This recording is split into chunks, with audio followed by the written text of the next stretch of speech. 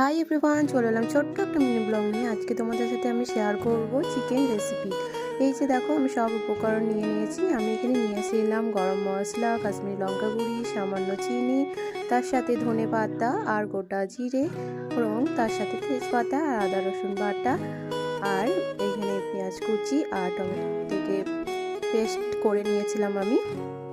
এই যে দেখো, তো আমি এখানে দিয়ে দিলাম। তো অল্প আমি কাশ্মীরি লঙ্কার সাথে আমি দিয়েছিলাম একটু চিনি, কালারটা খুব সুন্দর আসে বলে। তো এই যে দেখো, আমি সব উপকরণ দেওয়ার পর আমি এখানে চিকেনটা দিয়ে দিলাম। এই যে তো চিকেনটা কিছুক্ষণ পর নাড়ার পর দিয়ে নিচ্ছি। এই যে দেখো, তো খানিকক্ষণ বয়েল হওয়ার পর আমি এখানে দিয়ে দিলাম মিট মশলা গুঁড়ি। এই যে, তো আমি নামানোর আগে এখানে দেব ধনে পাতা।